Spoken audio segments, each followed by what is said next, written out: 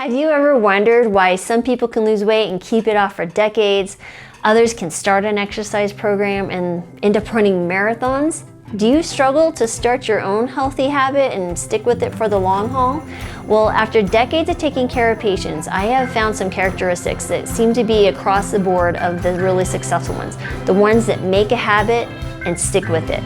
So stay tuned and I'll share those 3 things with you.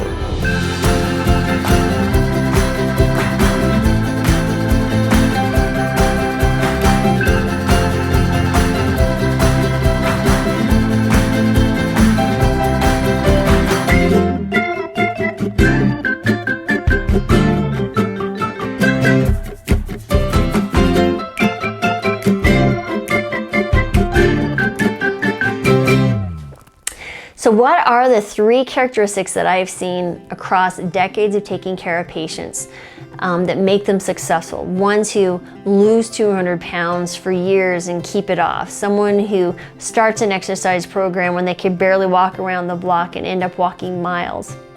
Well, there's 3 things I can boil it down to. Number 1, it is a decision. Believe it or not, it all starts between what's in between your ears, that 3-pound organ called the brain. So I have a story. So I have a patient, years ago, who was smoking 2 packs of cigarettes a day. Okay, that is 40 cigarettes a day for years, not just, 1 or 2 cigarettes here and there. We're talking 40 cigarettes a day. Okay, this is a serious habit. He said that when he decided to stop smoking and walked away from it, never turning back, he said something very, very important happened to him. His granddaughter came up to him and was crying one day, and she says, "Papa, I don't want you to die. I don't want you to die." And he's like, "What do you mean I'm gonna die?" She goes, "But you smoke, and people who smoke die." And he said right then and there, that broke his heart. And he said, "You know what? I'm done. There's no benefit to smoking that is worth breaking my granddaughter's heart." So that was it. The desire, the habit, the reward from smoking was broken. So that you've heard of the habit loop. The reward, when you diminish the reward, it's gone. So now he was being mindful of what was going on. He was aware of the consequences of his smoking and what it was having on other people. So that's number 1, it's a decision. So you have to figure out a way to make the reward less rewarding. And there's some other things we can do to talk about that at another time, but that's really important. Number 2, consistency. I think, it's maybe it's cliche, people understand that it's consistency, but it's not a matter of consistency in big things, but consistency in the small things.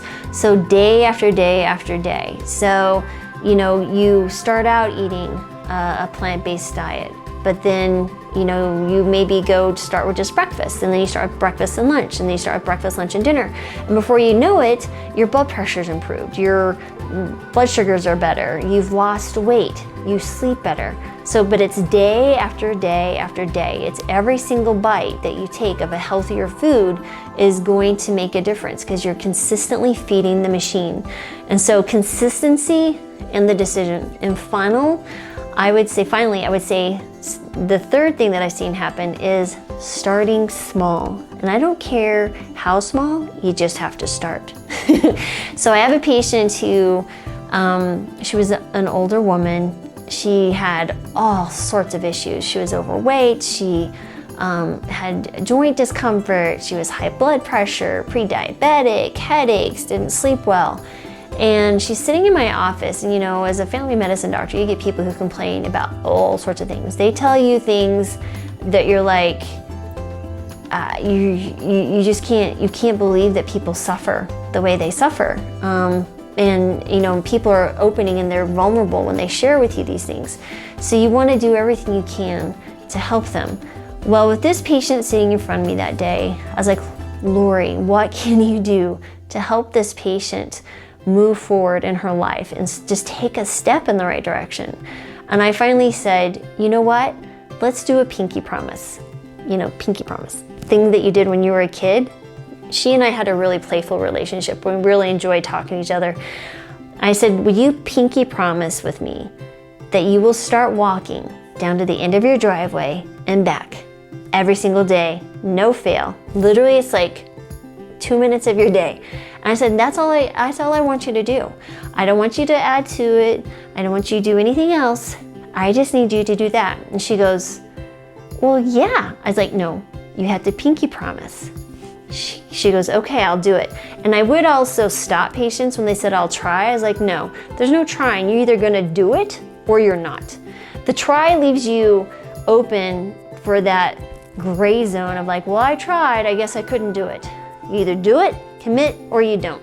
Simple. It's a yes or a no. And she said, I will do it. Okay. Well, over time, that led to her walking 3 miles a day and losing 60 pounds, and her entire life changed. Traveling, doing some really cool stuff. And it all started with the pinky promise to walk down to the end of the driveway and back. So there they are. It's a decision. You have to decide that you want to do something, because you're not going to do anything you don't want to do. Decrease the reward value of the unhealthy habit, or if you're bringing in a new habit, what is that reward for you? Number 2, consistency, even in the small things.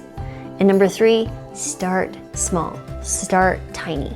And I promise, if someone makes a pinky promise with you and you start small, you too will find that your entire life has changed. So I hope that was helpful, and we'll see you next time.